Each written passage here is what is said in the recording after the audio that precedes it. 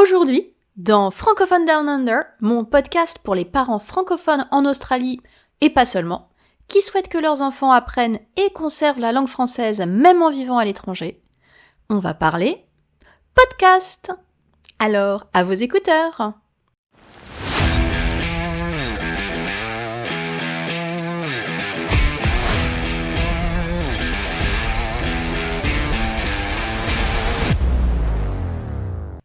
Bonjour, bienvenue dans mon épisode podcast. Je vous en avais déjà parlé la dernière fois. D'ailleurs, je tiens à remercier toutes les personnes qui ont pris le temps de m'envoyer des petits messages pour me recommander leur podcast préféré ou le podcast préféré de leur petit bilingue. Et donc, le voilà, il est beau, il est tout chaud, c'est l'épisode podcast.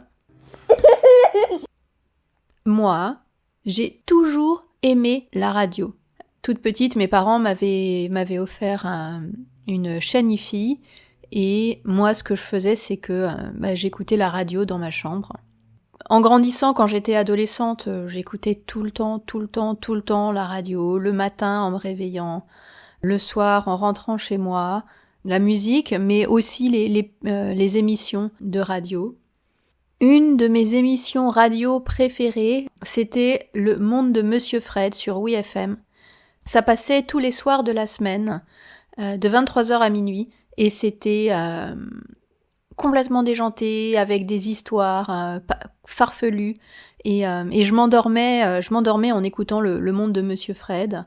J'aimais tellement la radio que j'en ai même fait, c'est pas la première fois que je suis derrière un micro, j'ai été très brièvement derrière le micro dans une radio associative et j'avais adoré cette expérience.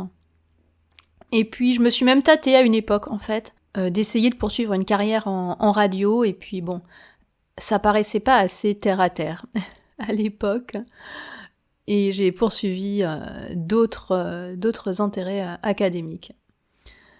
Et j'ai eu ma première rencontre aussi avec l'ancêtre du podcast, si vous connaissez, Le Donjon de Naheulbeuk. C'est une émission enregistrée en plusieurs épisodes et ça raconte l'histoire d'aventuriers, d'une troupe d'aventuriers qui va explorer un donjon pour remplir une quête. Donc c'est très inspiré fantasy, jeux vidéo, donjons et dragons. Ensuite, je suis arrivée en Australie et c'est vrai que j'ai complètement arrêté d'écouter la radio. Déjà parce que j'ai jamais réussi à trouver une station australienne qui me plaisait. Et puis j'avais une vie tellement bien remplie hors de la maison qu'en fait quand j'étais à la maison, je crois j'étais contente d'avoir du silence. Et j'ai recommencé à écouter quelque chose un petit peu avant la pandémie, mais vraiment. Je m'y suis remise pendant la pandémie. Je me suis mise au podcast. J'étais très intimidée parce que les podcasts, c'est difficile. C'est difficile de savoir ce qu'on va aimer, ce qu'on veut écouter. Il y en a beaucoup dans tous les styles. Et en fait, à l'époque, j'avais besoin d'écouter, d'entendre du français. J'avais besoin de reconnecter peut-être avec la culture française, avec la langue française. Et de ce fait-là, j'ai commencé à écouter, à binger en fait les podcasts de Radio France, qui est une app que je recommande grandement si vous souhaitez écouter des podcasts en français. J'y reviendrai quand je vous parlerai de ma petite sélection. Et donc j'ai écouté beaucoup de podcasts ou de rediffusions d'émissions pendant la pandémie. C'est devenu mon moment pour moi, mon moment à moi. Ce que je fais principalement, c'est que je mets mon oreillette sans fil, et je vaque à mes occupations ménagères en écoutant des podcasts. Donc par exemple, le soir, vous me trouverez en train de faire la vaisselle, parce que j'ai pas de lave-vaisselle. Donc vous me trouverez en train de faire la vaisselle avec un podcast dans les oreilles. J'écoute beaucoup de podcasts, des podcasts de tous les styles, mais je crois le lien principal entre tous ces podcasts, c'est que j'écoute principalement du podcast francophone. Je crois que vraiment, le podcast, c'est un peu mon fil rouge de la francophonie. C'est un lien, une ligne ouverte vers la francophonie pour moi. Et donc vraiment le point commun entre tous ces podcasts, c'est qu'ils sont francophones. Professionnellement, j'utilise aussi les podcasts. Je les utilise et je les conseille à mes élèves. Je les conseille parce que c'est un moyen fantastique de développer la compétence de compréhension orale, de se confronter, de s'habituer à des accents, à des rythmes différents. Ça permet de découvrir la culture française. Je les utilise aussi pour les enfants, à la fois pour les cours avec les enfants ou les ados, et aussi, j'en propose à mon fils comme un moyen de continuer à entretenir la langue française. C'est, encore une fois, ça permet d'être confronté, d'être exposé à des accents différents. On a beaucoup de vocabulaire aussi, qui est pas forcément du vocabulaire courant qu'on utilise à la maison, donc ça lui permet de découvrir des nouveaux mots en contexte, et c'est une bonne manière de s'instruire, ça lui permet d'explorer tout seul des thèmes qui ensuite nous servent de point de départ pour une discussion. Mon fils, il est très sélectif dans ce qu'il écoute. Principalement, lui, ce qu'il aime, c'est les podcasts documentaires. Et vous savez quoi? Ça tombe bien parce que un des gros bonus du podcast, c'est que avec le vaste nombre de podcasts disponibles, eh bien, il y en a pour tous les goûts, sur tous les thèmes, dans toutes les langues d'ailleurs. Aujourd'hui, dans le podcast, on trouve forcément ce qu'on cherche. On a à la fois du podcast professionnel de très très grande qualité mais qui est un peu plus généraliste, et puis on a des gens qui proposent des podcasts hyper niches sur des sujets complètement spécifiques, comme moi par exemple qui m'adresse à toi. Dans tous les cas, voilà comment j'en suis arrivée ici aujourd'hui derrière mon micro. Et comme j'anime un podcast, que je parle de mon podcast, que je sollicite les gens pour mon podcast, eh bien on me pose aussi souvent la question, toi qui as un podcast, qu'est-ce que t'écoutes comme podcast? Je me suis rendu compte, en retournant la question à d'autres personnes, que c'était en fait une question hyper intime. Ce qu'on écoute comme podcast, qu'on met dans ses oreilles, eh ben c'est hyper personnel, c'est un peu comme de demander la playlist des gens. On n'a pas tous envie de montrer notre playlist honteuse qui contient les vieux tubes boys band de la fin des années 90. Et il y a certaines personnes qui sont un petit peu réticentes à répondre, mais je sais que quand on écoute un bon podcast, on a souvent envie de le recommander, d'en parler à ses proches, de leur dire « Oh, j'ai entendu ça dans un podcast, c'est génial, tu devrais l'écouter ». Et donc, aujourd'hui, comme promis, je vais vous présenter ma sélection et celle des charmants auditeurs et auditrices qui ont pris le temps de m'envoyer des petits messages pour me parler de leur podcast préféré. Merci à vous de tout cœur, vous vous reconnaîtrez. Et d'ailleurs, je vais peut-être donner les noms quand je vais parler des podcasts. Et donc, je vais parler des podcasts, uniquement des podcasts francophones, faut quand même rester dans le thème, et je vais parler des podcasts pour adultes, parce que je pense que peut-être que tu es comme moi, que tu écoutes des podcast en français parce que ça te permet de garder un lien avec la langue française, de continuer à avoir de la langue française dans tes oreilles, même quand on est dans un milieu qui est pas francophone, qui est anglophone par exemple pour moi. Je pense que c'est hyper important pour les parents, ce contact avec la langue française, et c'est pour ça que je vais présenter à la fois des podcasts pour les adultes et aussi des podcasts pour les enfants, pour que Petit Bilingue ne soit pas en reste. Donc, pour commencer, je vais vous faire ma petite liste pour adultes. Comme je vous disais, les podcasts, c'est hyper personnel Et moi, j'ai des goûts très éclectiques, un peu comme en musique. Donc ne vous étonnez pas, ça part vraiment dans tous les sens. Un de mes podcasts préférés, c'est un podcast business, parce que j'utilise souvent le temps de cerveau libre que j'ai en faisant la vaisselle pour essayer de m'améliorer en business et en enseignement aussi. Et donc, j'écoute ce podcast qui est vraiment chouette, d'une Québécoise. Je trouve ça génial parce que voilà, on a accès par exemple à des podcasts de Québécois. J'ai appris plein d'expressions québécoises et je me surprends même maintenant, à force d'écouter des podcasts de Québécois, à utiliser des expressions québécoises alors que bon, j'habite à Melbourne. Allez chercher l'erreur. Voilà, ça c'est la magie du podcast. Donc j'écoute, je vais vous le dire quand même, ce podcast de cette Québécoise qui s'appelle Annie Picard, ça s'appelle La Ligne Diagonale. Alors, c'est pas forcément à mettre dans toutes les oreilles, mais moi j'adore parce que c'est, la définition de ce podcast, c'est réconcilier des valeurs anticapitalistes et le monde des affaires.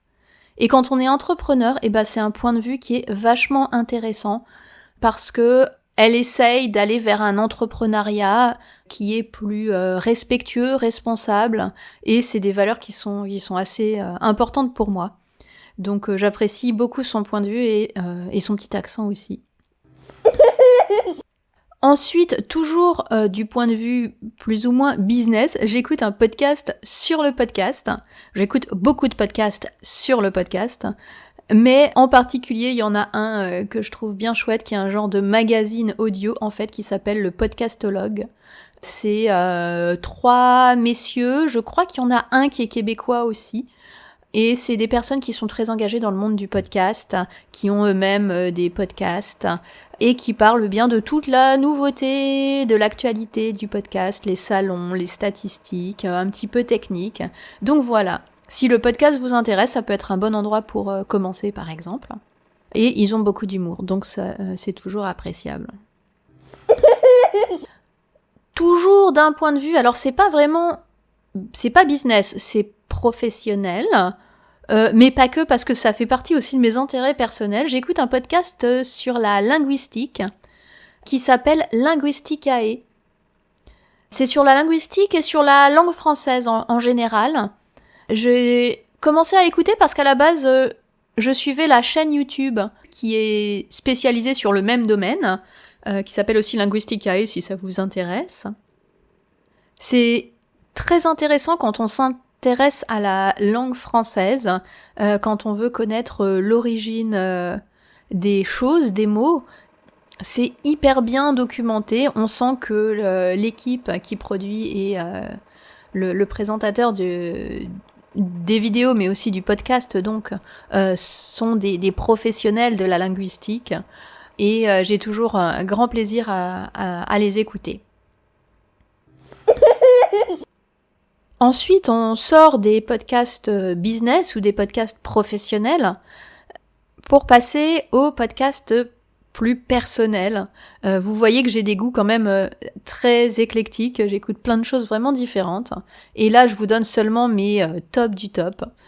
Donc, un podcast que j'ai découvert il n'y a pas très très longtemps, mais qui a déjà plusieurs saisons, ou au moins 2, je crois. C'est un podcast qui s'appelle Amour, Gloire et Dragons. Et c'est en fait inspiré de Donjons et Dragons.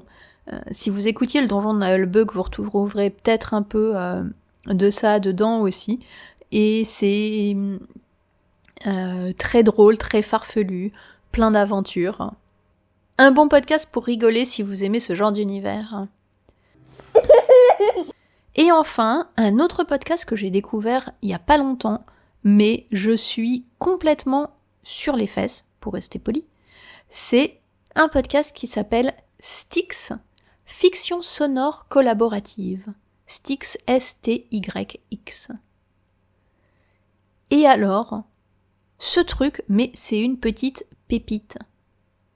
C'est, comme le dit le titre, une fiction sonore collaborative, c'est-à-dire que c'est des gens différents qui écrivent l'épisode et qui racontent chaque épisode différent. Et c'est un ovni. Je vous laisse découvrir si ça vous intéresse. Moi, c'est tout à fait ma came. Voilà. Et enfin, une dernière recommandation pour les adultes, mais qui m'a aussi été faite par plusieurs personnes de l'audience et plusieurs amis à qui j'ai posé la question aussi, c'est les podcasts de Radio France. Ils ont une app, mais vous les trouvez aussi, par exemple, moi j'écoute tous mes podcasts sur Spotify, donc vous les trouvez aussi sur Spotify, et en fait c'est les émissions de Radio France qui sont à ta disposition pour réécouter n'importe où, n'importe quand, et ça c'est quand même bien pratique quand on n'habite pas en France, et en plus ça permet de sélectionner vraiment ce qui t'intéresse. Donc moi j'en ai écouté plein de différents. Il y en avait un qui était vraiment chouette sur la géographie, je me souviens que j'écoutais pendant les confinements. Mais il y en a vraiment pour tous les goûts. Je vais continuer avec les recommandations pour les adultes et je passerai aux enfants ensuite. Donc là maintenant c'est plus mes recommandations à moi. Je vais commencer par la recommandation de Sandra de Sydney, coucou Sandra, qui nous a recommandé un podcast que vous trouverez sur France Inter, donc c'est un podcast de Radio France, qui s'appelle Le Masque et la Plume. Sandra me dit qu'elle n'en rate jamais un épisode, et c'est une émission sur les actualités artistiques, qui aborde des sujets hyper variés, ça peut parler cinéma, théâtre, j'ai vu littérature, donc vraiment les actualités artistiques. Si ça vous manque de savoir ce qui se passe en France, qu'est-ce qui sort, qu'est-ce qu'il faut aller voir, c'est ce podcast-là qu'il vous faut écouter. Une autre recommandation, cette fois-ci de Alizé, toujours de Sydney d'ailleurs, coucou Alizé, qui nous recommande un podcast de développement personnel qui s'appelle Change ma vie, de Clotilde Dussoulier. Et effectivement, c'est du développement personnel, ça parle de tout un tas de thèmes différents. Je vous laisse aller découvrir, il y en a tellement, et pour être honnête, j'ai pas eu le temps encore de tout écouter, mais voilà, un podcast qui change la vie apparemment. Et dernière petite recommandation, celle-là j'ai pas vraiment de nom à donner parce que d'une part, on me l'a recommandé plusieurs fois, et aussi parce que c'est le podcast francophone, un des podcasts francophones les plus écoutés, c'était le podcast francophone le plus écouté en 2022, donc il y a de grandes chances que tu le connaisses si tu écoutes des podcasts, c'est Transfert. Et Transfert, c'était produit par Slate, et c'est un podcast d'histoires vécues, c'est des vrais gens qui viennent raconter leurs histoires qui leur sont arrivées. On va passer au podcast pour les enfants. Je vais commencer avec la recommandation spéciale de mon fils, qui, comme je vous le disais, aime beaucoup les documentaires en général, et les documentaires en podcast aussi, et qui nous recommande 2 podcasts de ImageDoc, que vous pouvez trouver sur Spotify aussi. Le premier, c'est Qui a inventé ? Et c'est un podcast qui raconte des grandes inventions. J'en ai écouté plusieurs épisodes avec lui et je peux vous dire que c'est bien fait, très humoristique et très adapté aux enfants de 8, 10 ans, 12 ans, quelque chose comme ça. Un deuxième podcast qu'il nous recommande, c'est Curieux des sciences, qui est toujours un podcast de ImageDoc, qui parle de science, donc pour les petits curieux scientifiques. Et encore une fois, très bien adapté à l'âge. Je passe ensuite à la recommandation pour les enfants de Sandra, qui dit que sa fille adore les petites histoires. Je pense que je vous en avais déjà parlé, et c'est un grand favori des enfants. Des enfants autour de 5-6 ans peut-être, 4 à 6 ans. Et enfin, pas de recommandation spécifique ici, mais Alizé me disait, les podcasts, c'est fantastique pour les méditations pour les enfants, qu'elle utilise chez elle maintenant que sa fille ne fait plus tout le temps la sieste. La petite a l'autorisation d'écouter une méditation guidée si jamais elle ne veut pas dormir. je pensais pas que j'avais autant de choses à dire sur les podcasts et surtout sur les podcasts francophones.